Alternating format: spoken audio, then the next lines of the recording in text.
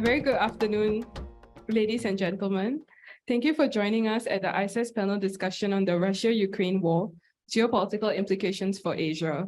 We are delighted to have with us as guest speakers, Ambassador Shivshankar Menon, Distinguished Visiting Research Fellow, Institute of South Asian Studies, former Foreign Secretary and National Security Advisor to the Prime Minister, Government of India, and Professor C. Rajamohan, Visiting Research Professor, ICES, National University of Singapore, and Senior Fellow, Asia Society Policy Institute, Delhi. This session is chaired by Dr. Happyman Jacob, Visiting Senior Research Fellow, ICES NUS, and Associate Professor of Diplomacy and Disarmament, JNU, India. Today's session is live streamed on ICES Facebook page. I shall now invite Dr. Jacob to start the panel discussion. Dr. Jacob, please. Thank you so much, and sorry for jumping the gun.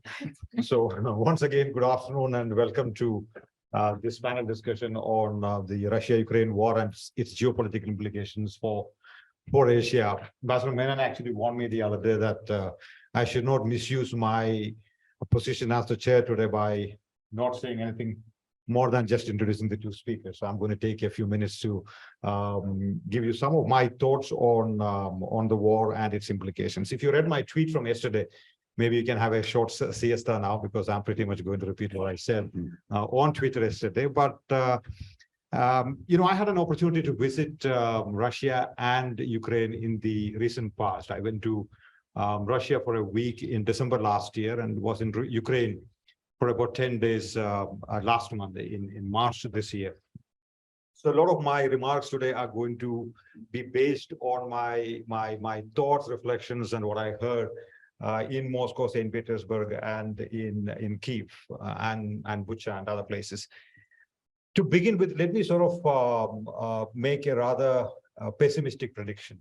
I think the Russia-Ukraine war is unlikely to end anytime soon, for the simple reason that it has geopolitical utility for all the key actors directly or indirectly involved in this war.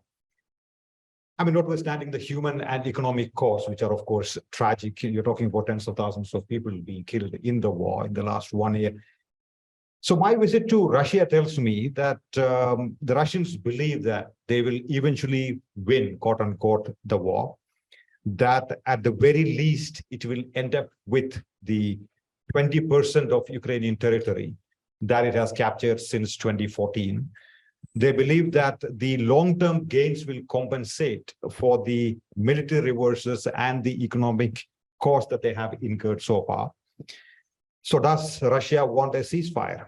A ceasefire, they think, is welcome, but Moscow can live without that. That's the impression I get. The war might drag on, but Moscow seems to be in no hurry. They seem to be preparing for the long haul, for the long war. Then I went to Ukraine. The feeling I get from Ukraine is somewhat similar. They believe that the momentum is on their side militarily, economically, and in terms of domestic political support. Ask any Ukrainian on the street or in the university or in the military. I met quite a few of them in my 10 days there, and they will tell you no negotiations with Russians. Even if the leadership wants to negotiate with the Russians, it's going to be difficult for them, thanks to the sort of rhetoric that they have been riding on. A ceasefire, they think, will kill the momentum that they have at this point of time. So even if Bakhmut, where the fight is raging on at this point of time, is a lost cause, Ukraine wants to continue the fight. So 2023, they think, is crucial for them because 2024 is unpredictable. You have too many things happening in 2024, including the elections, India, Turkey, you have the United States. You don't know what's going to, come after that. So Ukraine is also becoming one of the most agile and battle-hardened militaries in Europe, equipped with the European, American, and Soviet-era weapons, a rare combination. So why would they want to give up on the battlefield when the momentum is on their side? What about the United States? The United States, the Ukrainian war, in many ways has helped the Americans to regain its global reputation after the disastrous withdrawal from Afghanistan in 2021 August.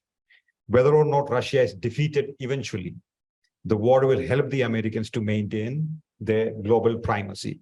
US is also in some ways sending a message to Russia, to China, not to undertake military misadventures elsewhere. What about the European Union? I think for the EU has become more united today. NATO has more members today, and both have a sense of purpose. I was at the Human Security Forum in Brussels about 3 weeks ago, and the feeling one gets from there is all they talk about is Ukraine and Russia these days, nothing else. So the unity is palpable in many ways. Europe is also finally getting rid of the energy dependence on Russia in many ways. As a consequence of the war, it is possible that Europe might get closer to China with its own set of geopolitical implications. That's a different story altogether. What about India?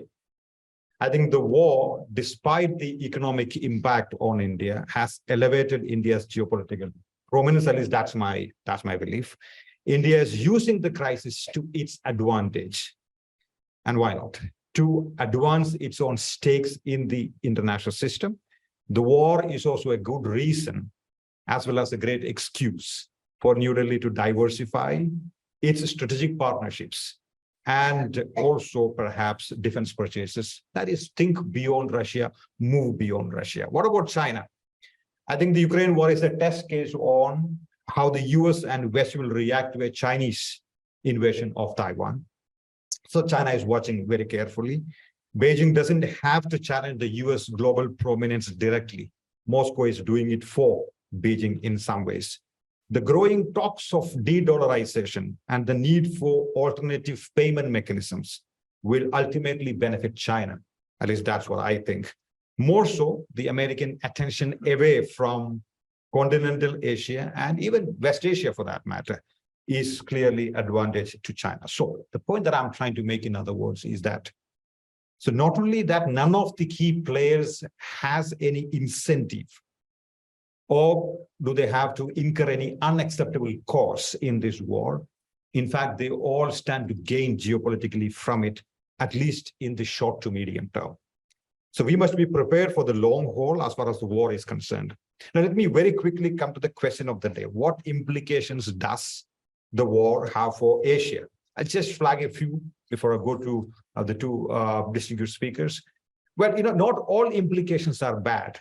What is good or bad geopolitically depends on who you are and where you are coming from, right? Where you belong. So if the argument I made earlier holds, which is the war is unlikely to end anytime soon because it appears to benefit most of the key actors, then the implications of the war may not be all that bad for them, at least in the short to medium term. I think in the longer run, in the long term, some of what might look like geopolitical gains may end up being not very beneficial. But that's in the long run. Who is thinking about the long term?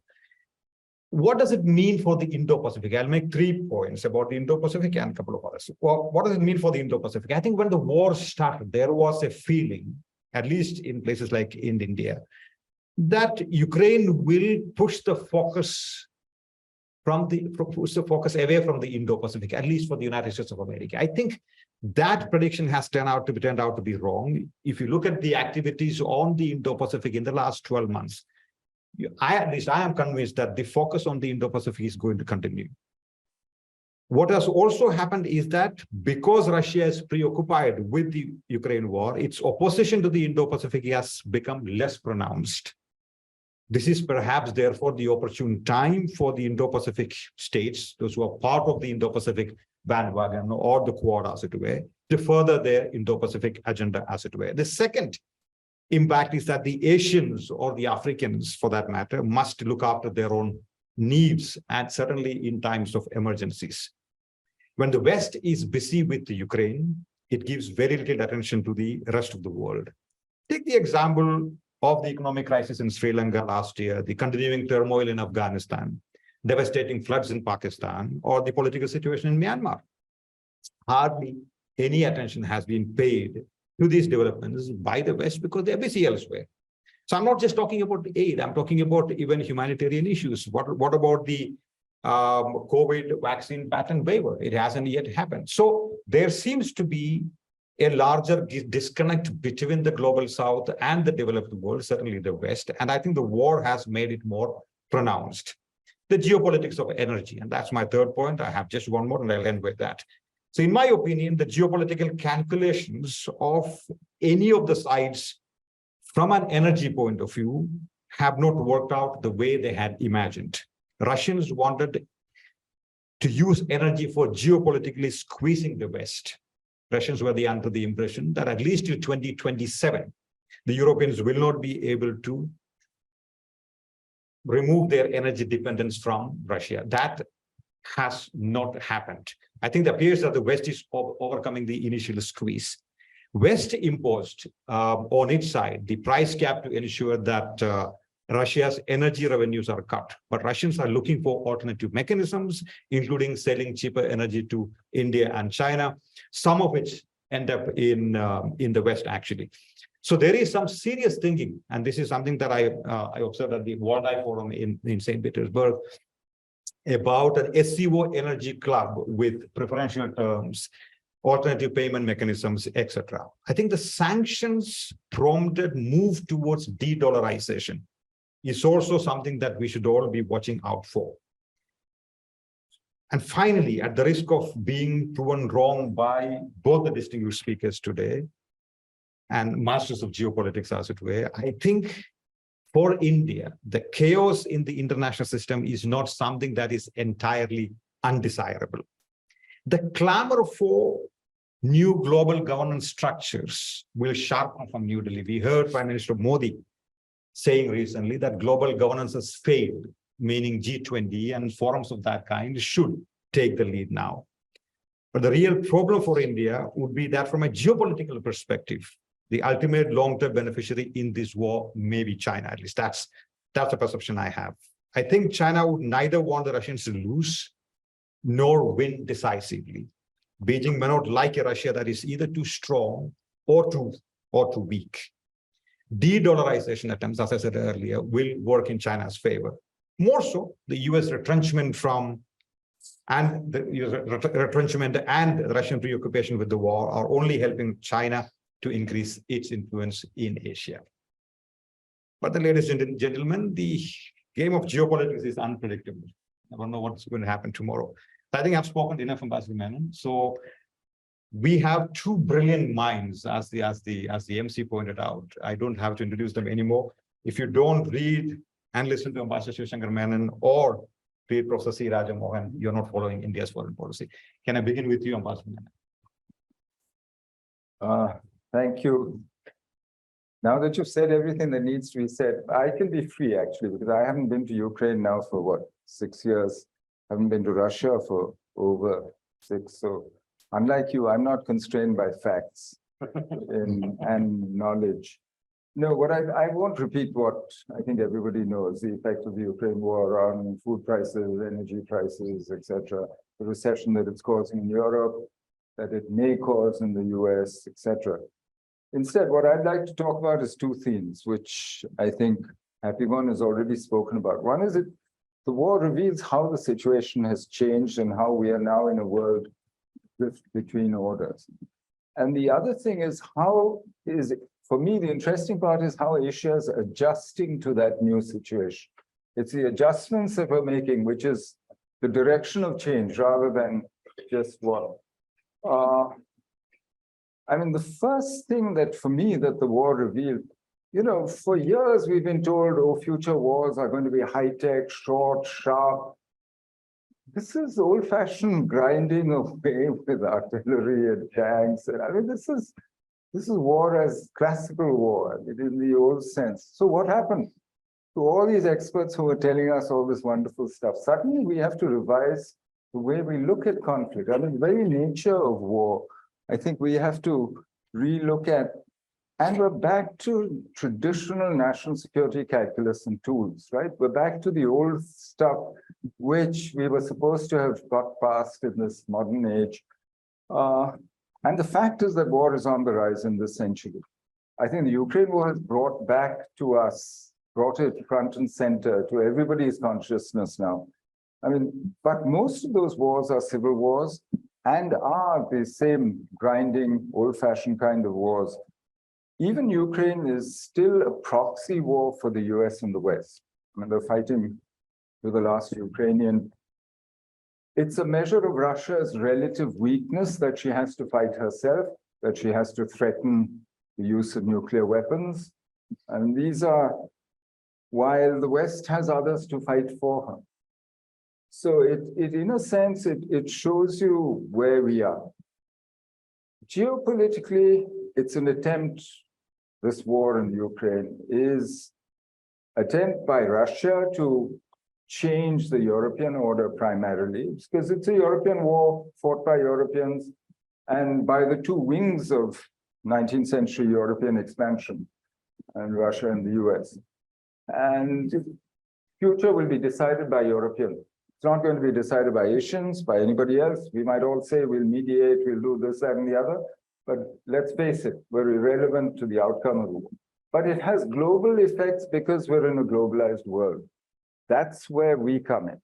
So, but geopolitically, it's an attempt by the West, led by the US, to preserve the European order that they built after World War II, and by the Russians to overturn that order. And the question is whether the West can hold back the revisionists or not.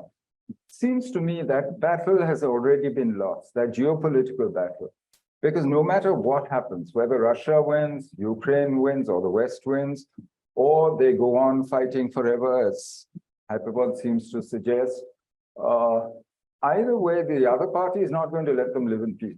So that old order is gone. And Europe will be unsettled for a long time to come. So to look at Europe as a geopolitical actor in Asia, frankly, for me, that's been postponed. Europe might have ambitions to function as a geopolitical actor in Asia. There are certain European countries like France and so on who have physical presence, military capability, and interests. But as a whole, Europe is going to be preoccupied with its own issues for a long time to come, no matter what happens in this war. And that, if you're looking for, well, multipolar, balanced, open international order, that's not necessarily a good thing. If that's where you think your interests lie, that's another calculus. I mean, we each make that calculus for ourselves.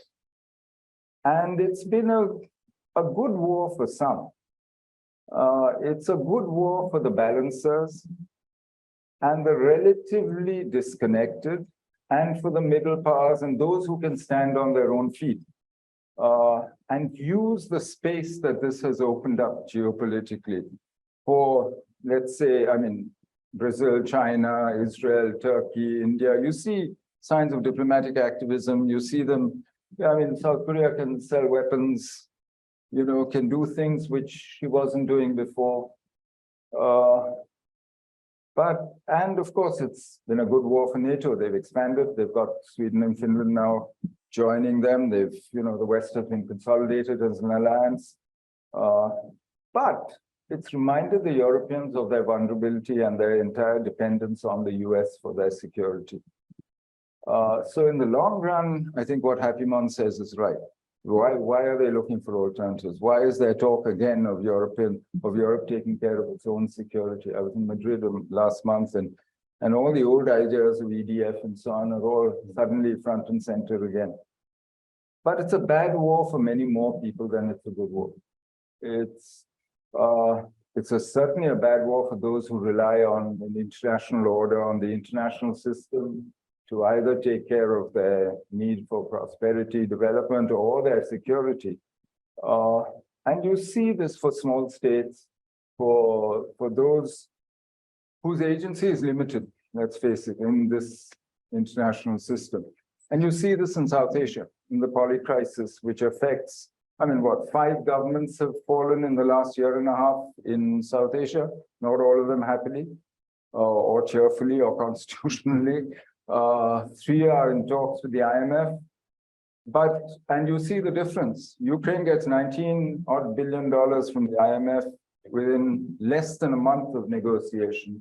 Sri Lanka has been negotiating for 2 years, defaulted in April 2022, still hasn't seen a penny out of that 3.3 billion, which has been promised, committed, agreed, etc., but not 1 penny yet.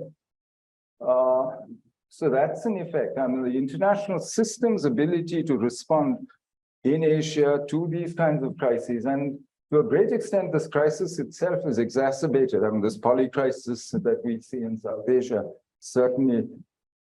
For Russia, I think it accelerates her secular decline.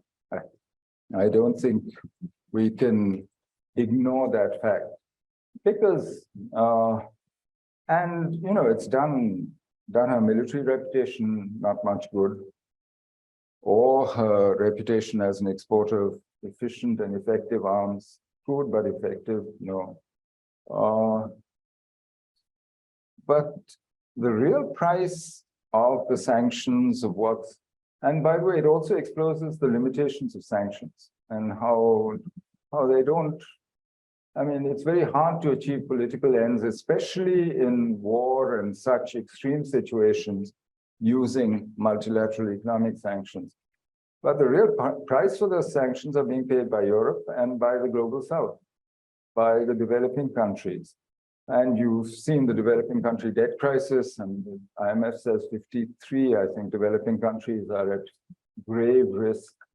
And there's no sign of anybody finding a way out of this. So what about Asia itself? Of course, it's exacerbated China-US relations because the US, partly what Hatimon was saying, for the US, there's a message to China, but also China has chosen to be seen standing with Russia.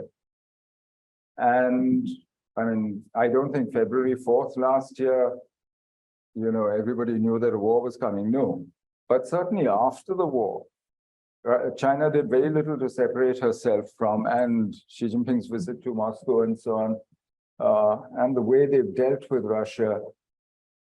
So it's hardened and accelerated the deterioration in China-US relations. And the trust is clearly broken down between the two of them with, I think each one worries that China worries that the Americans are convinced they've reached peak America and that they will therefore do silly things now because it will get harder later. The Americans say the opposite, peak China, and therefore they will do things, say Taiwan, for instance, do it now because it will be harder for them later. And so now, and the breakdown of trust has reached the point where Xi Jinping says in public that the US and the West is containing China, that they're preventing China's rise. And I think the sort of bifurcation that the Ukraine war has provoked in people's thinking about the world order, I think that doesn't help at all. It doesn't help us to deal with this.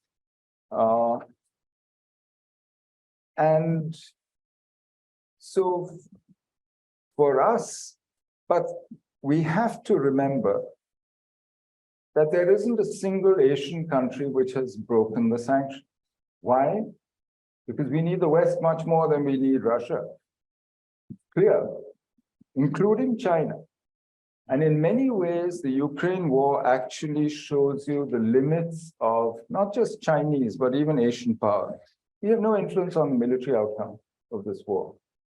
We have very limited capacity to affect the political outcome in this. I mean, we don't like to say this. These are not said in polite company, but it's a fact. You're irrelevant, quite frankly, to what happened in the war. We'll say, therefore, we can mediate because we can be neutral, right? That war is not going to end because of mediation. That war will end when both sides are exhausted, neither side thinks they can win, and when they don't see a better outcome than an armistice or a ceasefire or whatever they agree on. I mean, you think of the Korean War, think of how long it took for them to come back to exactly what India had proposed on day one of that war, and how many millions had to die.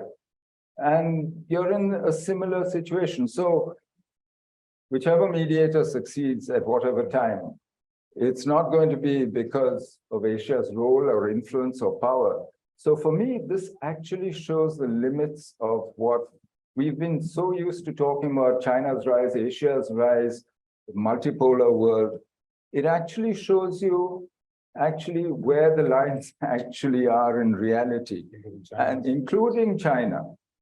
And I think that's an important. So what has the war done for Southeast Asia, for instance? I think it varies. If you look at Southeast Asia, it's done well economically out of the war and out of this bifurcation. Quite frankly, if you look at MNCs moving into Southeast Asia out of China, with China plus one, you look at all the Chinese production, manufacturing in Vietnam actually now. I mean, Southeast, it makes a lot of sense what's happening. GVCs are being shifted and are being shortened, at least in manufacturing. Services, GVCs actually over the last 5 years are growing longer. But geopolitical positioning for Southeast Asia is getting much harder than it was when China and the US were on the same page or had better relations. And the pressure to choose sides is going to be much, much harder.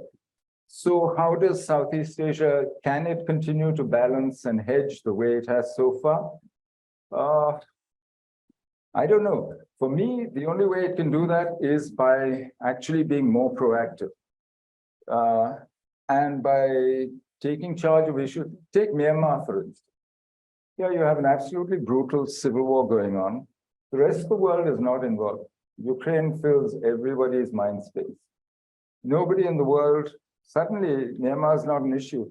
So the only way actually is for Southeast Asia to step up its game. For me, I would say hold proximity talks if you can't get them around one table, and get India and China involved in it. That would be but the people who can convene this are Southeast Asia.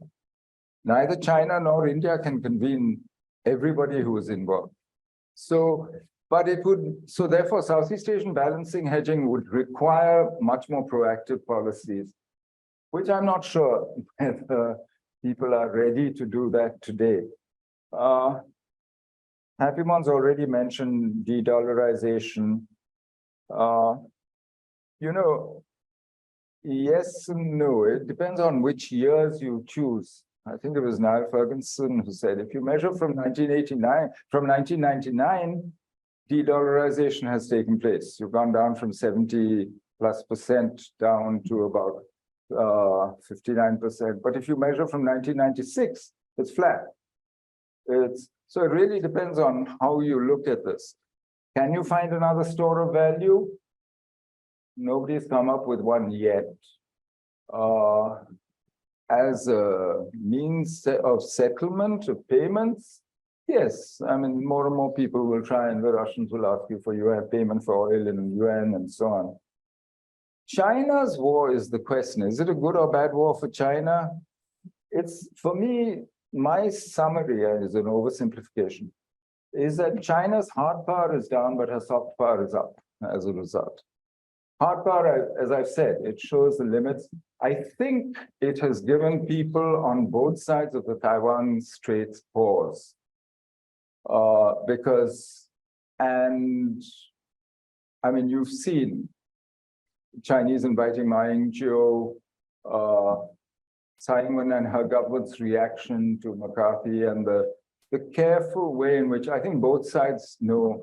Certainly the Taiwanese don't want to end up fighting to the last Taiwanese, the way Ukraine, they don't want to end up in Ukraine's position with a destroyed country and basically fighting other people's wars.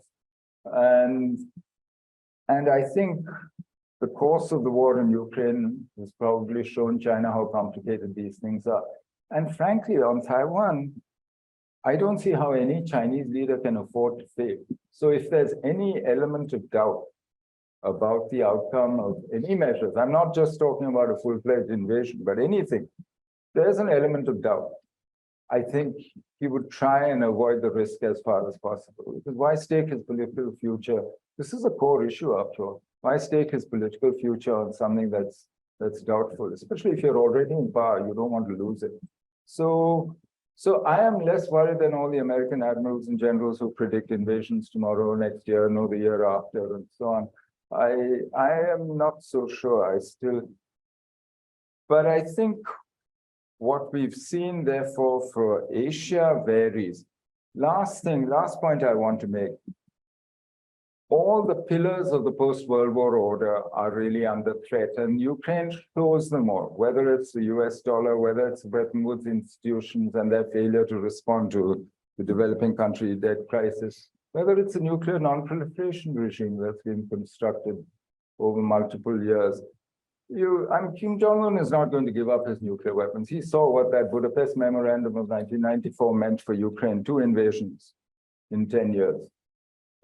Why would he give up his nuclear weapons? 76% of South Koreans say if North Korea has nuclear weapons, we should have nuclear weapons. So who does that leave? Russia, China, North Korea, South Korea with nuclear weapons in Northeast Asia, poor Japan. And when Kishida is asked, don't we need nuclear submarines? He says, now is not the time to discuss it, which means there will be a time.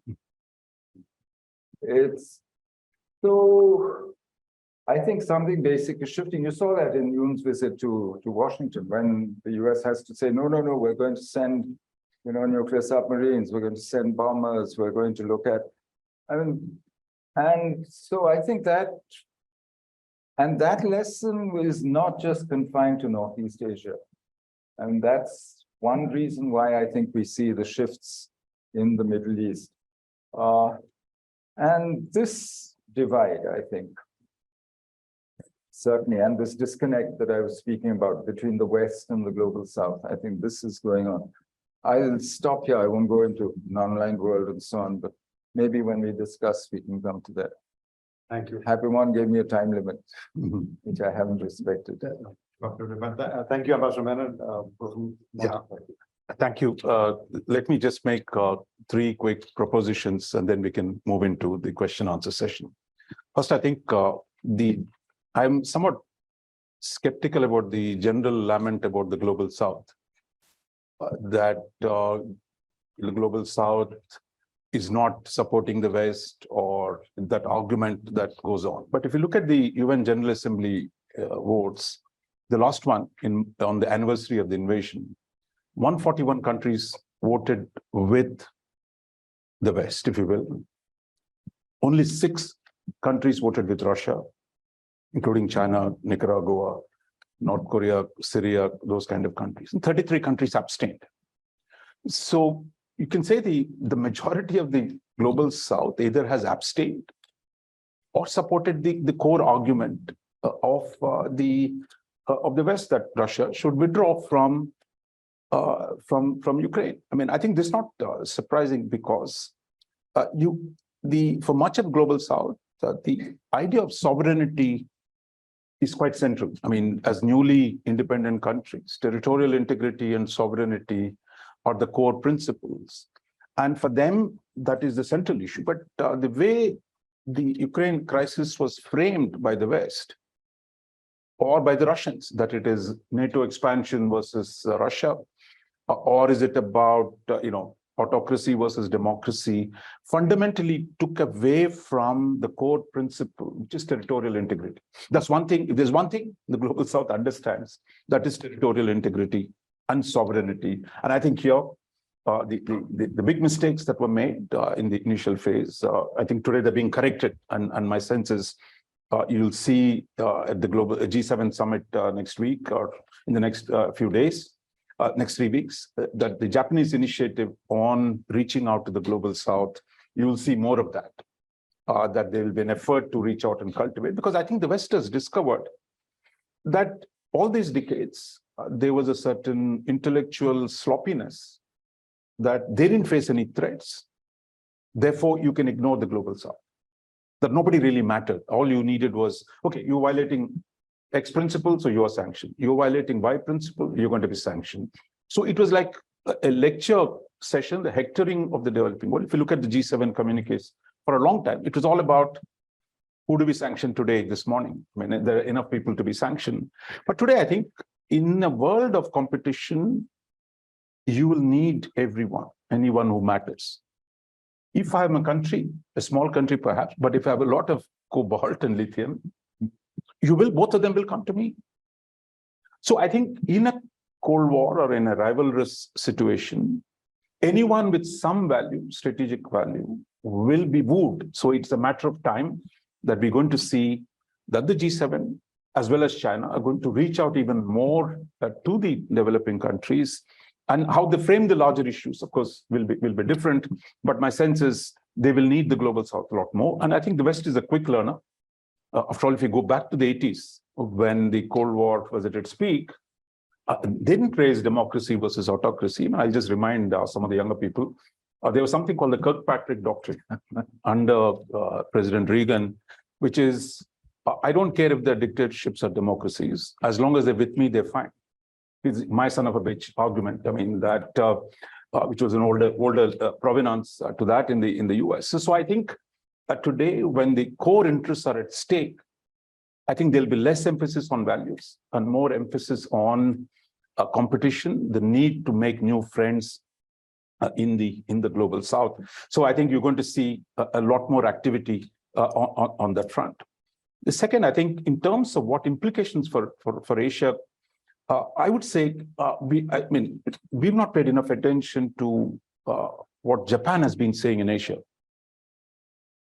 That it is Japan which has made a very clear argument. Ukraine is the future of Asia. I would recommend all of you and go back and read his speech last June at the Shangri-La Dialogue. That what Ukraine has done is finally pushed Japan over the edge from being a pacifist power. There were enough provocations from the Chinese, from the North Koreans, but I think the Ukraine crisis, by essentially pointing out that a nuclear weapon power can with impunity take somebody else's territory, and that is going to constrain any response in kind. Because the Biden administration is taking extraordinary trouble to prevent Ukraine from attacking Russian territory, from reducing the incentives for use of nuclear weapons. So therefore, if you have nuclear weapons, and if you take your neighbor's territory, it'll be pretty hard to reverse it. And I think that argument that Japan has finally has crossed a Rubicon, if you will, and is today talking about, we'll see whether they can actually raise taxes or not in Japan. Finally, politicians have to go to the people for money. Here, doubling the defense expenditure, building 1,000 missile arsenal, giving more security assistance to countries in the region. So you're seeing a sweeping agenda in Japan, which is going to take a larger role for security in this part of the world. And I think that is a big shift that has taken place. And my sense is that the world's third largest economy has been shook, has been shaken, and that its capacity then in partnership in the US to do things which it would not do in the past. That I think is the principal difference that has emerged in Asia. And my sense is this is just we're at the beginning of the debate, and this is going to be the one where a lot of structural changes you're going to see in Asia. There is also I think we're beginning to move away from the idea of hub and spokes. That is, the US would be the core, and there will be these bilateral spokes in the region, to one where the spokes are getting connected in a far more deeper sense. And the US is actually encouraging the spokes to come together. The active facilitation they've done between Korea and Japan, between Japan and Australia, between India and Australia and Japan. So what you're saying is that let the regional countries come together and enhance in situ deterrence. That deterrence should not depend solely on American capabilities and on the credibility of use of American force, but on actually generating capabilities within Asia to deal with China and North Korea. This also means actually the US is willing to share more burden, willing to facilitate the greater acquisition of capabilities by the Asian countries. While yesterday in Washington at the President Yoon's visit, they said, look, South Korea won't get nuclear weapons, but they've already liberalized a lot of rules for South Korea. The missile technology control regime was relaxed so that South Korea can get longer range missiles. They have the deployment of US nuclear submarines. So you're going to see a US support for stronger partners in Asia, as opposed to the US being the principal security provider. And I think that is a big difference between Asia and Europe. In Europe, Europe's vulnerability inability to defend itself, notwithstanding the French talk about strategic autonomy, that in Asia, countries are willing to take greater burdens for their own security. I think that is the huge difference. While in Europe, the welfare state and a whole range of factors prevent them from doing more on the defense side, you're going to see here, actually, Japan, Korea, and India are willing to spend a lot more resources to deal with the emerging challenges from China, and the US is willing to support that enterprise. So this is a fundamentally different evolution. My last point, I just wanted to say something here, which is, it's not implications for Asia. It's actually Asia's weight in Europe is growing.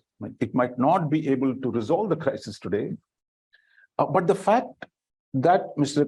Putin has to stand with Xi Jinping the day before, 3 weeks before the invasion, and the French president goes all the way to Beijing and says, please mediate, because there's only one country that can mediate, that's the United States, but that's a different point. But the fact is that Europe now says China is the only one which can solve this problem.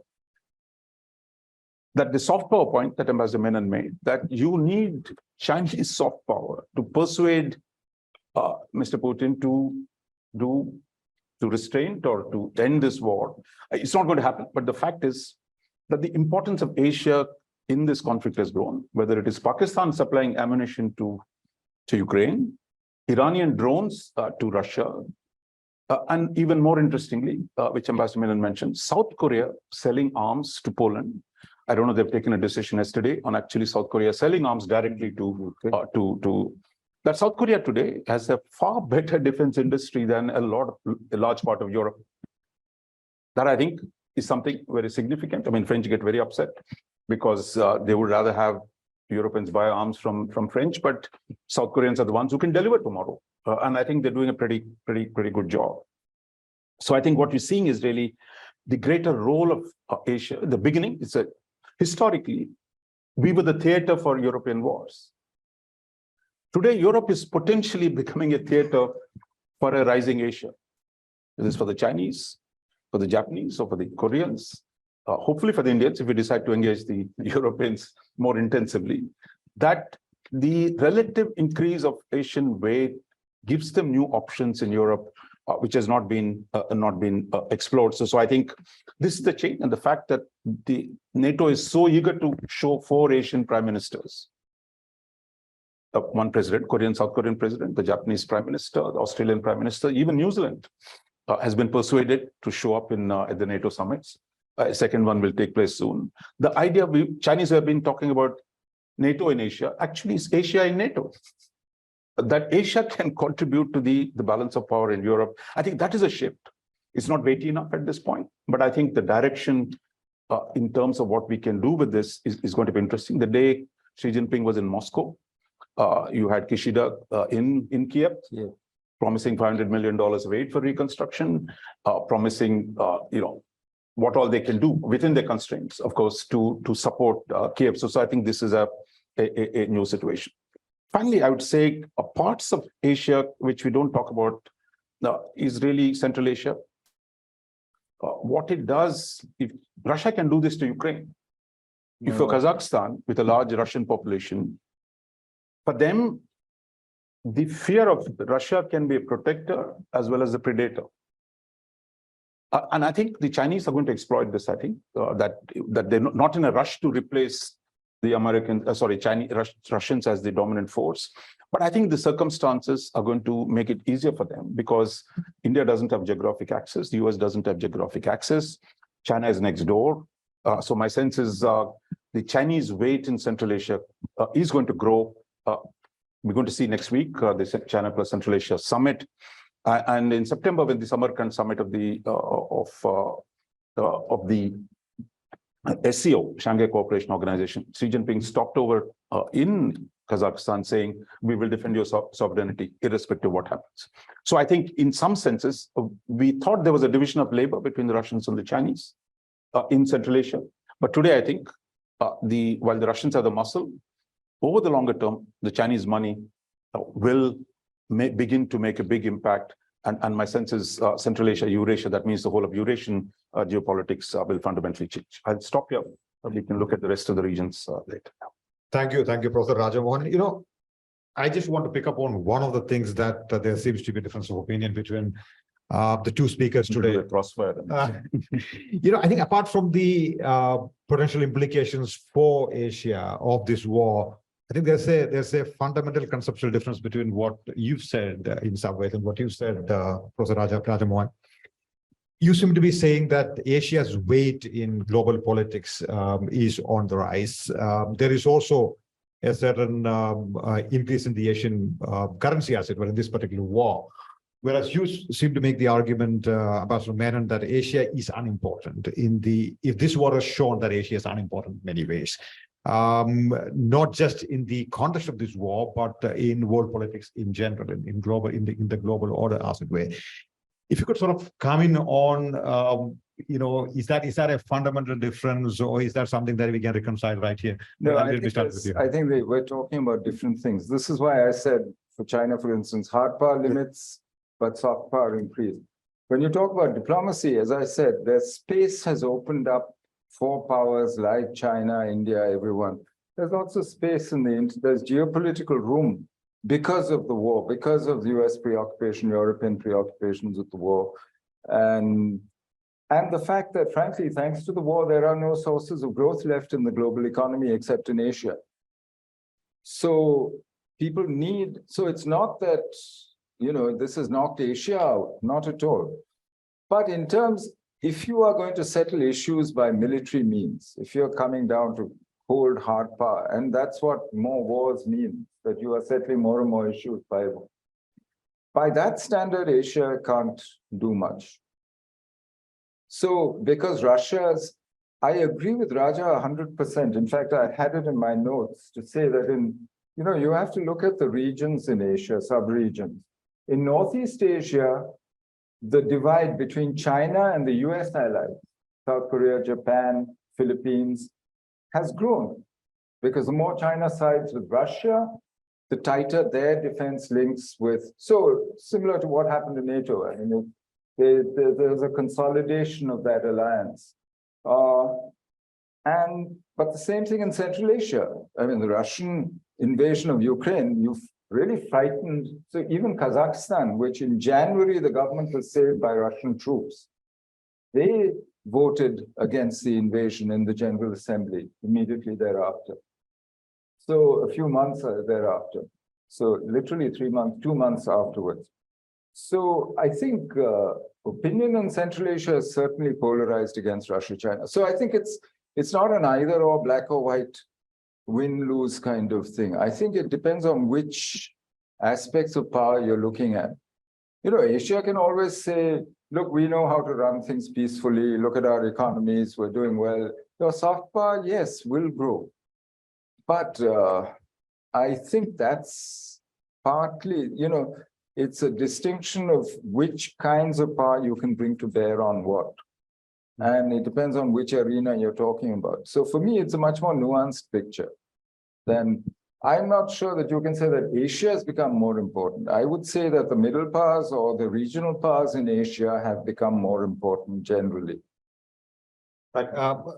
Professor Rajamohan, I think the argument is that in some ways, if I paraphrase you correctly, sir, in the context of soft power and in economic issues, Asia seems to be making or is able to make a difference. But when it comes to global balance of power or in military balance, or in the context of this particular war, Asia's role is quite insignificant. Where do you stand on that? No, I think we're in the middle of a transition that today the US sees China as the principal contradiction. While Russia is a near-term threat that has to be dealt with, it is China, if you read the national security, it's explicitly China is a longer-term challenge, and a challenge that is far more consequential than the Russian threat in Europe. So the US needs Asia more.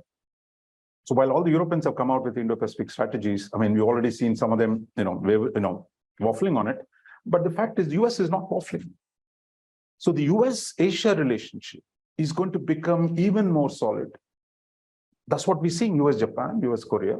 The fact that US cuts India so much slack nary a word about India's refusal to support, the UN resolutions or oil purchases. Here, US saying, no, we're in the long game with India, because India is important in Asia.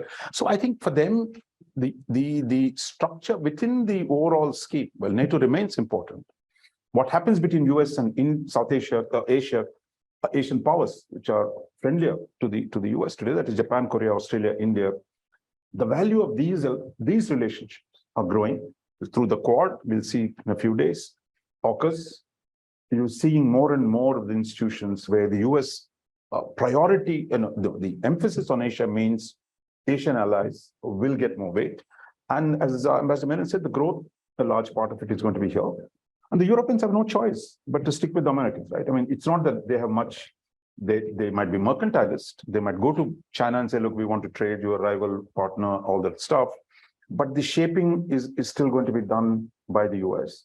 And the stronger US-Asian Asian allies partnerships, those will matter increasingly more, I think. Thank you. I think we can take a few questions from all of you. So let's start with you, sir. And The two questions. There's a mic.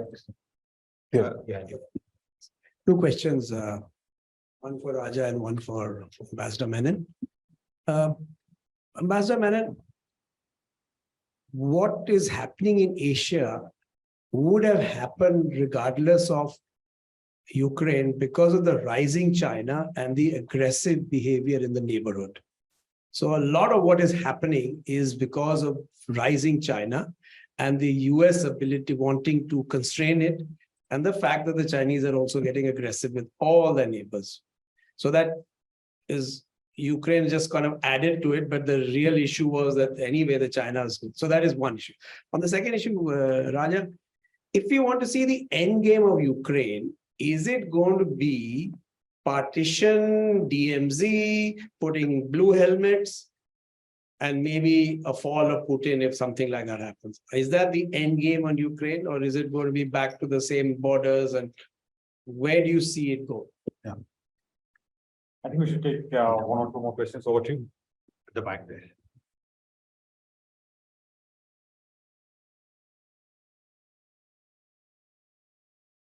Good evening, sir. My name is Tejas Girish. I'm a research assistant and an MSc candidate at RSIS. I had a question to the panel. Professor Rajamohan just said that US had cut a lot of slacks for India with its response to how it reacted to Ukraine, right?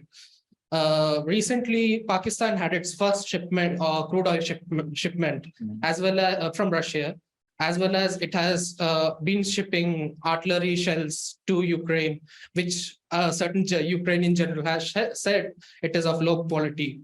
The question is, Professor, will US cut the same slack what it is for India for Pakistan's actions, and perhaps Europe would see Pakistan's actions balancing in the same way? Yeah. Thank you very much, Professor.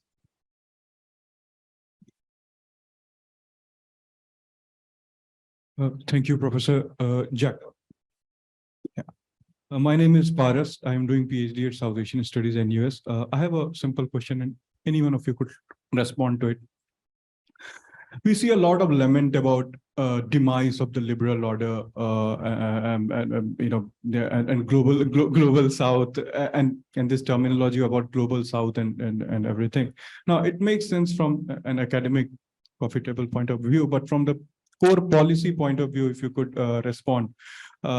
When those liberal orders were being deliberated immediately after in the post-war years, India as a, at that time had a very limited ability to shape it compared to today. While if the new order is being renegotiated, we could shape it more. So don't you think this demise of, or this lament over the liberal order that we continuously here is overrated? Similarly, global South, as Jaishankar himself said, that it got its reality check post Bandung. So this global South is another hype, because in true sense, our interest is, at least at the moment, is currently aligning with the West. So how do you see that, these two narratives that are playing? Thank you, Paras. We have 3 questions. Yes, sir. Okay. Oh, I have a mic there.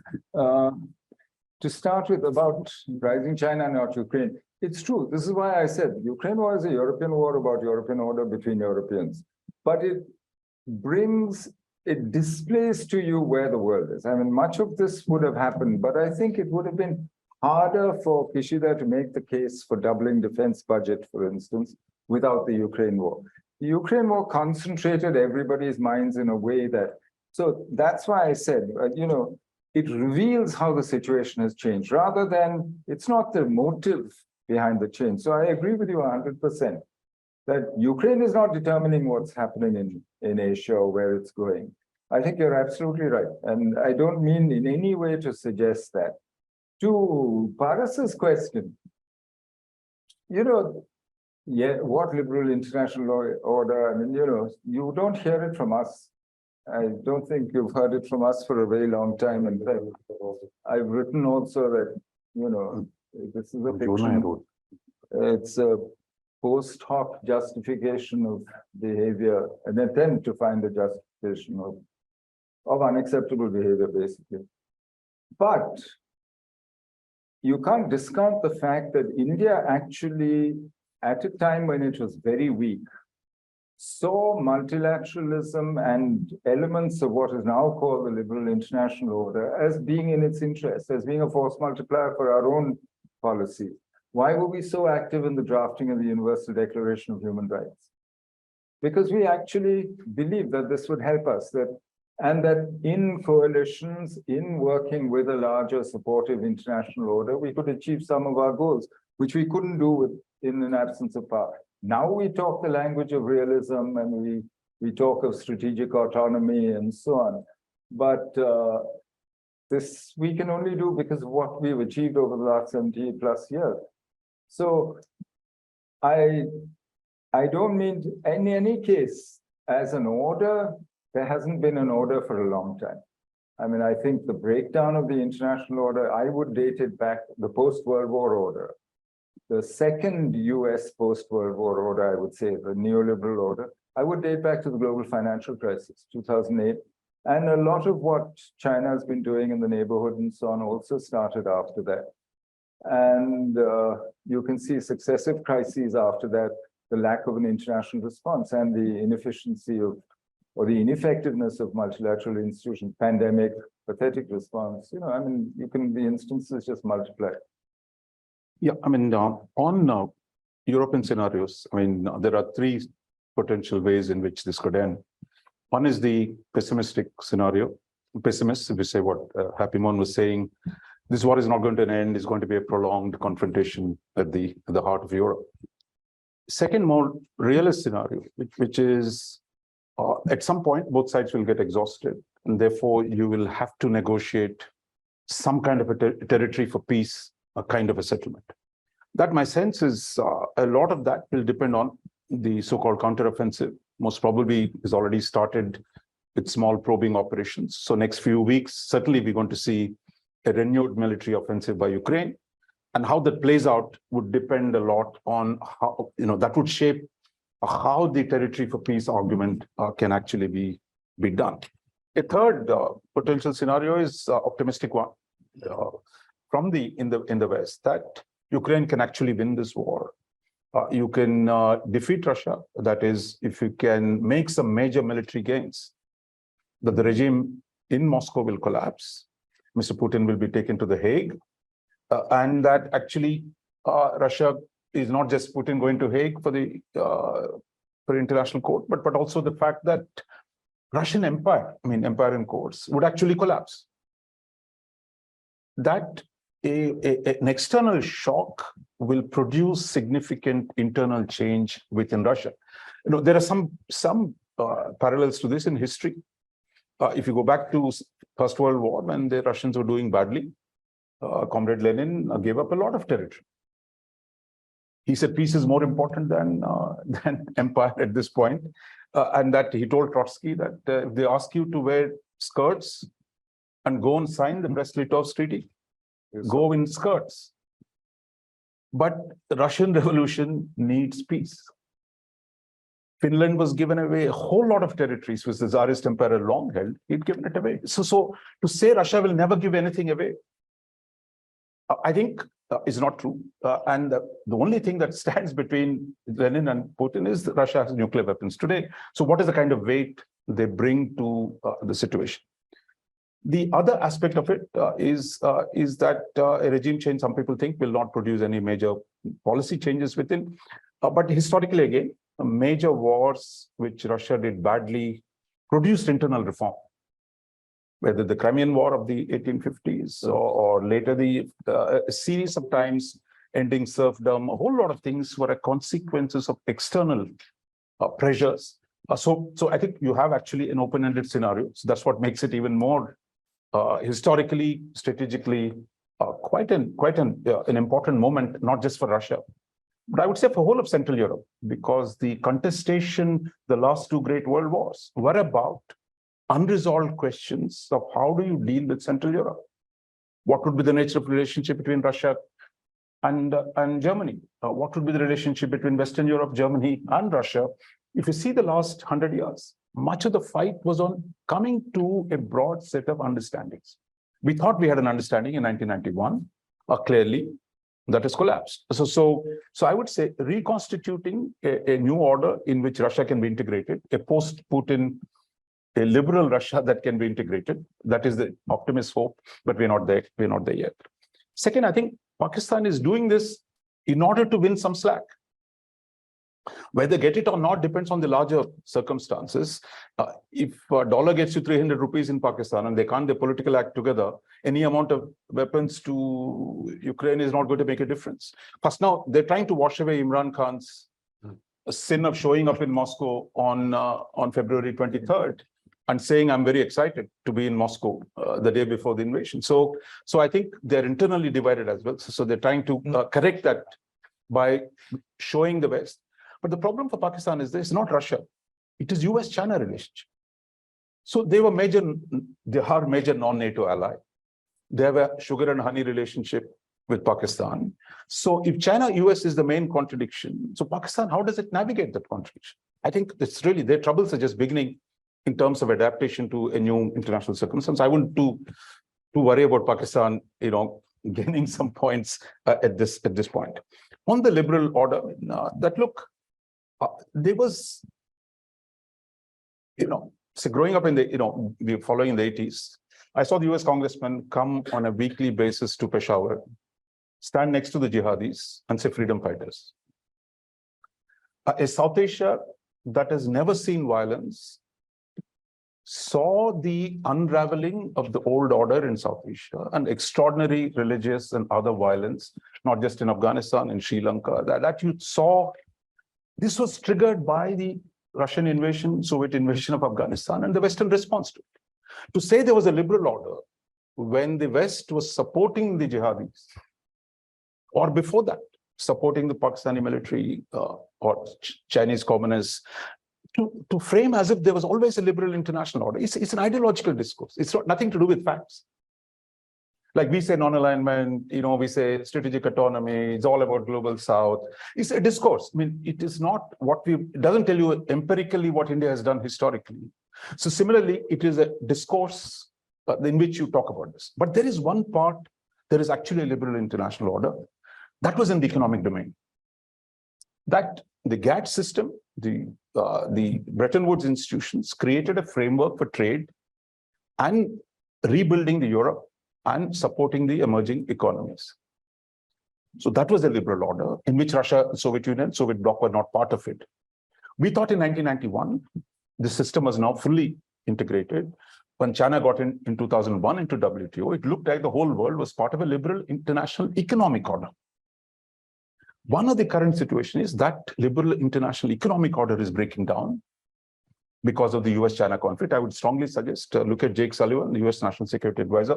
He gave a speech 2 days ago, essentially framing the idea of globalization, the idea of trade liberalization of the kind that we believed in the last 30 years is no longer relevant. That there's going to be a different way the US is going to relate to its focus on trusted partners, reliable supply chains, critical minerals. So I think we are in a phase of a very different one in which like-minded countries come together to shore up the global economy, as opposed to everybody is on the same gravy train and everybody benefits. Clearly, not everybody has benefited equally. If we have more questions, we can take one set of final questions. If there aren't, I'm going to ask one final question to both the speakers. Have another question. Yes.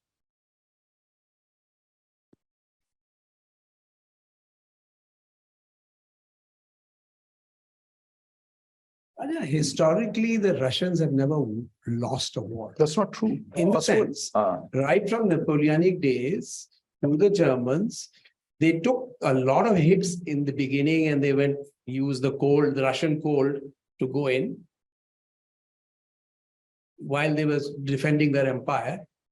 And the same story will happen here. I mean, it's too big a size versus Ukraine to actually say, I have lost. Afghanistan, they lost. Poland, they lost. They actually, I mean, Ivan the Terrible marched into Poland with a coffin open, saying this is for the King of Poland, with his name written on it, and he got beaten and thrashed. They've lost to Sweden. They've lost wars. No, but this is the Russian idea of war. It is true. Then Mother Russia ultimately with mass will prevail. And that's the argument being given to 70% of the people who support they Putin. believe it. No, they believe it. So the problem is, therefore, it becomes hard for them to see reality and deal with it. I mean, Afghanistan was an exception that they actually pulled out within 10 years. And it's quite amazing. First World War. But yeah, First World War they lost. Actually, you know, they have a version of the history just like we have. We all have our own myths. And but this myth makes it, but that myth makes it very hard to get out of this and to see a good You ending. make it worse for a And you know, They have their rhetorical especially differences. Raja's last sort of love is all you need, you know, ending the Ukraine war.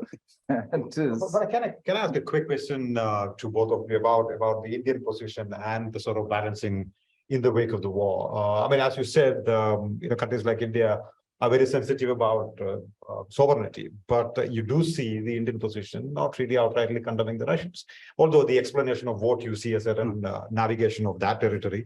But in generally, what explains, in your opinion, the Indian position in the wake of the Ukraine war? You ask Ambassador Mehta. I'll come back to you, but I thought I retired a long time ago. it's Professor Mehta, so we Okay, you can ask Professor Mehta, yeah. But what's your No, I think it's great. I'm sure what they meant to Ambassador Mehta. Look, the security dependence on Russia is so deep.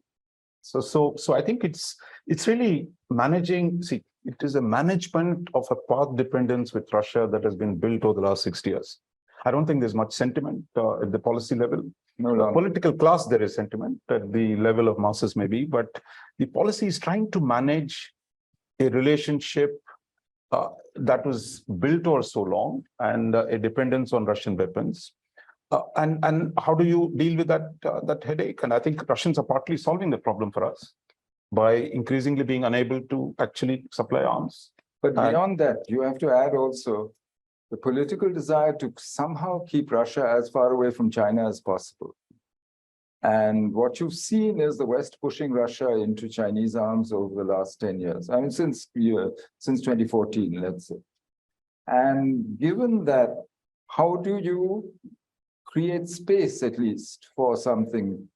You know, you've been arguing since 2014 that the solution to Ukraine is neutralize it and create a belt of neutral states all the way down through Finland, Sweden, Finland, Ukraine, Austria, and separate these two from each other, NATO and Russia, and meet each other.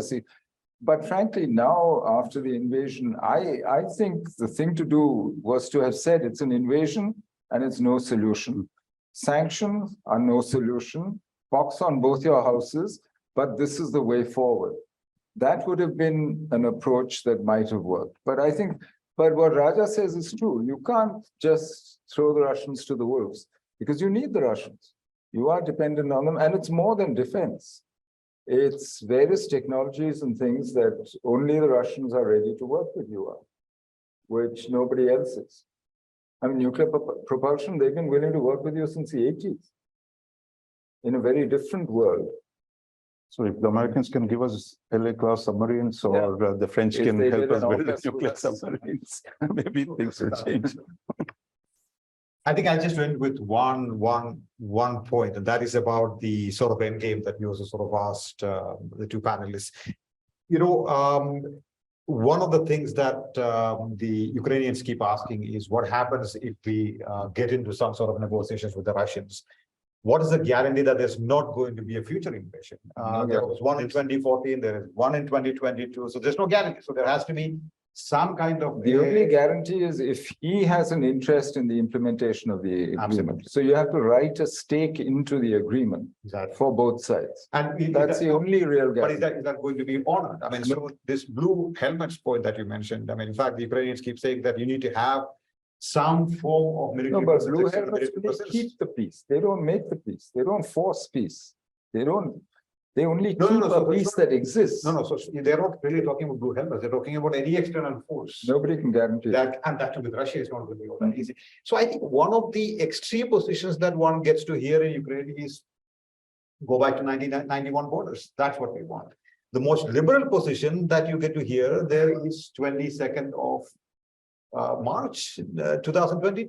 That's something that we are willing to sort of work with. That is, you know, Crimea gone. We are willing to work with what we have. That's right. I think what happens on the battlefield then becomes important. The next few weeks will tell us that.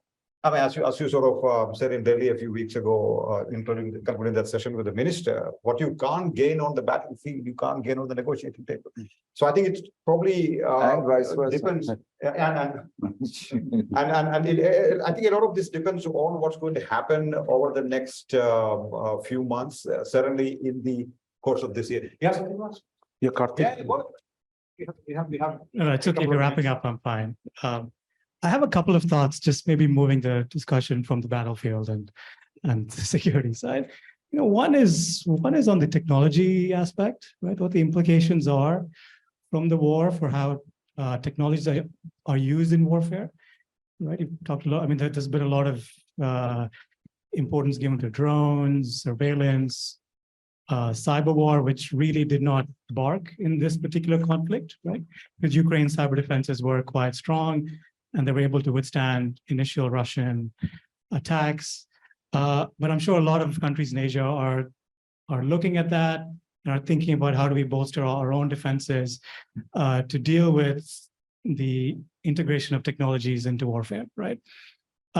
So first is that, and because I think that's going to be increasingly a bigger issue in Asia as China becomes more and more dominant, and as they rely on cyber and other kinds of technologies to advance their own strategic interests.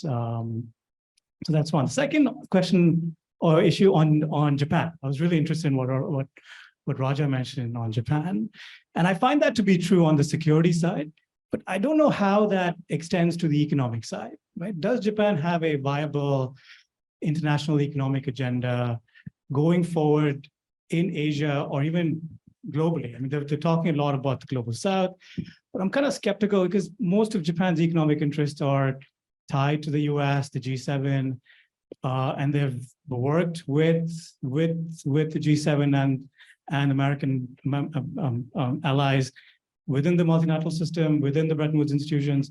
So I'm kind of wondering how is that going to happen economically? What is going to be Japan's geoeconomic strategy going forward in this part of the world? Yeah. So two questions, one on technology, one on Japan and On the technology side, I mean, for India, there's one immediate implication, which is that the Russian equipment, defense equipment, will now have Chinese chips. Well, I mean, I think they, low-level chips, they'll manage somewhere or the other, right? But so that's going to have huge ramifications because but on the larger question that you raised about technology in war, I think Ukraine has actually confused the situation much more because people were tending towards a consensus on how technology would be used and so on. And what Ukraine has shown is that you can use disparate elements as long as you can integrate and operate in real time, that you can actually use things which you were not originally considering, commercial technologies, capabilities, and so on, in ways which enable you to actually provide effective kinetic force where you need it, when you need it. And so I think everyone is doing a huge reassessment of their own situations, each one. I know in India they're doing it and it's pretty extensive, but nobody has an answer. Nobody has a simple, say, okay, yeah, therefore the lessons we learned are 1, 2, 3. In fact, what it's provoked is a huge argument everywhere. And you can see it even among the Chinese. I mean, what little if you look at Liberation Army Daily, there's a big argument going on actually about it. And that's why I think it has given people pause. When I say on both sides of the Taiwan Straits, but it's more than that. It's across the board. In India, certainly it has. I mean, people are re-examining where they are on this whole question of technology. But what, for me, the real take home is that, ultimately it's the brains that operates the system, that builds the system and operates it. I mean, the man is as important as the rest of it. And this whole relationship between equipment, ideas, people, I think you have to start looking at it very fundamentally when you start looking at outcomes. Also, your definitions of victory change, right? And so actually, it's the whole chain that you have to re-look at. But that's not a good satisfactory answer, I know. But the fact is that therefore you can hope that for a while at least people will, at least in Asia, will sit down and start feeling a little more vulnerable and therefore will behave better for a while. But I think, as you said in the beginning, this has eventually become a meat grinder of a war. I mean, it hasn't really become a very technologically sophisticated war. But Some aspects are the, that is why everybody's re-examining their assumptions. But although the Russians would have it easy had there been no sophisticated technology on the Ukraine side, the satellites, the drones, the precision guidance, all of that has come from the US and West, and that's why they're holding on to the Russian onslaught. The Russians didn't expect that to come so fast and so quick, and I think that has made a difference in the war. Although it is eventually turned out to be a meat grinder of a war in many ways. But what you on the Japan question, I think I don't know if I have a clear answer, but it is Japan again that has taken the initiative. Japan was the one that invented the Indo-Pacific idea. They're the ones who first pointed to the problems with China. They're the ones who talked about the Quad as a security forum. But they're also the ones who are offering basic alternative ideas on economic reorganization. For example, against the BRI, while India took a political critique of BRI quite early on, it was the Japanese who offered the Partnership for Quality Infrastructure, that their experience of building infrastructure in Asia, and they put money, good money, where the mouth was. And they said, look, we can do this differently. So on the infrastructure side. On the question of resilient supply chains, so again, a Japanese invention that you want to rearrange the supply chains away from China. You need to do that in Asia, in the world. That again, there's something with Australia and India, if you see some of the early joint statements that you see that. Critical and emerging technologies. It's again an agenda they put on the top. And all these are figuring quite prominently in the Quad statements, as well as on the US, Japan, Australia engagement. So I think they can't do it alone.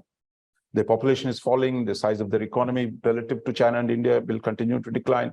But I think the dominant technologies, if they can bring to bear, a Japan that says, look, I'll never give security assistance to anyone, to one of actually saying, I'm beginning to consider overseas military assistance. You're beginning to see a big change. If they start making weapons someday, you're going to see a difference. On the chips, for example, the so-called Chip 4 alliance is America and Asian countries. That is US, Japan, Korea, and Taiwan. There are no Europeans in this. So I think there are a lot of areas where actually, if the coordination can actually be built in this framework, I think you lay the foundations for a different order, in which hopefully Europe will eventually join in that endeavor, that you need to pull back from China, you need to rearrange, reshore, friendshore your supply chains. But Europe has a near-term problem because they can't, given the scale of their interdependence, the German auto companies, if they could block the EU on the combustion engine, they can do, they're going to block any kind of decoupling from China. I think so. There are issues for others. Japan had a similar exposure to China. But yet I think they've taken a political call and they're beginning to see how this can be worked out. So, but it's going to be a long grind. It's not going to be what was achieved in 40 years can't be undone in one night. But my sense is the big ideas of how to do that is still coming from Japan. Thank you. I think we've short the time limit by about 10 minutes. We've had a fantastic conversation. Thank you so much, Ambassador Menon, Professor Menon, and Professor Mohan. I think we should probably have this conversation perhaps 6 to 8 months down the line. So this war is not going to end anytime soon, and we're going to come back. So, but thank you so much for the inputs. Thank you so much for your questions and your patience in listening to all of us. Have a good evening.